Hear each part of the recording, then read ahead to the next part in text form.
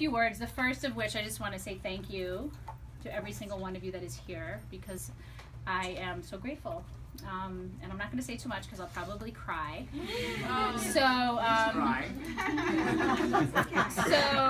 And of course, if there's any questions anybody has after, I can certainly, but my intention for writing the book was to help people really, truly experience more joy. Because for so much of my life, I didn't. And I thought I was.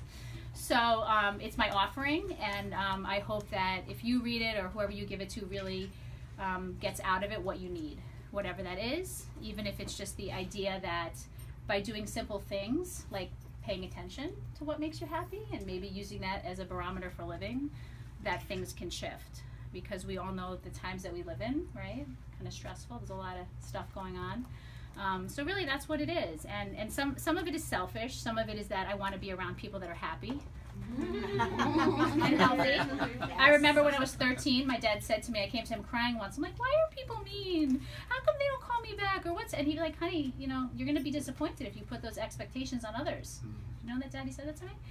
And then I was like, you know what? I'm going to start to be it. And I'm going to start to share it. So anyway, that's a little bit of background. You can read the book for more. But I really, what I'm so even more thrilled, oh my gosh. Anne and Denise, please raise your hands back there. I'm Denise. So last year, we were going to listen to some music, some kirtan music. Can you explain what kirtan is for people that don't really know what that is, the style of music? Kirtan is a form of devotional singing in a community. And it started thousands of years ago as actually a way to experience spiritual awakening, yoga in general, and the Vedics way, way back, really 1000 BC, would chant the teachings. And they would chant literally things that were probably as long as the Iliad. This is the breadth of their work. So that's how it started. People enjoyed it, and now we offer chanting as a way, and our beautiful dear heart here loves chanting, and Stephanie's been and supported us many, many times. And I think we all know how much joy she brings into the room, and so she brings that joy into kirtan. And what happens in kirtan, like any form of singing, it releases, it expresses us, it allows us to be liberated and free. Beautiful. Yeah. Thank you. Just to say that we're part of a kirtan group. Yes. Okay. Yes. They Just released her. Yes. So we're. Did you bring CDs with you? I put some. Please. That's Okay. amazing. So here's why out of You sell them. I have So- 3 of them. no. So I have 3 left to sell. So here's why they are here out of anyone else on the planet, okay? Seriously. So last year I experienced a kirtan, and I was running a little bit late, and I came into the yoga studio, and Anne was singing a chant. And as soon as I sat down, I burst into tears. And you know, you all know me in different ways, but that's kind of unusual for me to just come into a room and burst into tears, okay? It's not usually what I do. So I was like, and she was singing in Sanskrit, and I had no idea what she was saying. All I know is that I was like bawling. So I listened, and then I started looking at what she was singing, Loka Samasta Sukhino Bhavantu, which if you are astute, you've seen it in the book.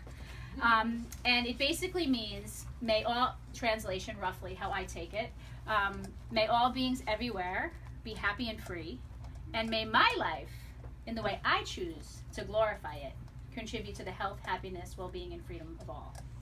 So I learned that, what it meant, and Anne's voice, which you'll hear, because they've both come to share, was like an angel. And I was like, wow, that's why I'm here. And it was just before my 40th birthday, and you hadn't had your CD yet. And I said to you, please, I need your music, and the world needs your music. So Arthur, who's a member of their band, was so kind to actually send me one of your, which you don't know this probably. But, No, you told me. okay, so I listen to it every morning as I do my meditation, as I go over my altar, whatever I do it. And when I get depressed, which I do, and I get down, I say, why am I here? And I play that song, and I hear her voice. So, and I put it in the book, because I believe at some point we get to a point in our life where if we don't know why we're here,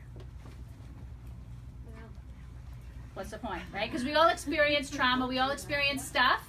So in my experience of trauma in my life, I had to say to myself, well, there must be another reason why I'm here. There must be a life purpose. So that is my life purpose. That is why I am here on the planet, whether I like it or not. Because believe me, sometimes I wish I wasn't so in tuned, and I wish I could just go to a job and do my thing and not see and feel.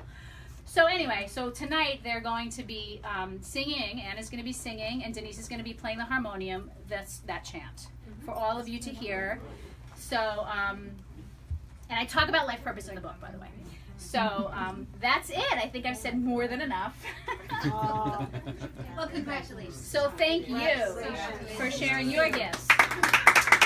And they have their CD. They have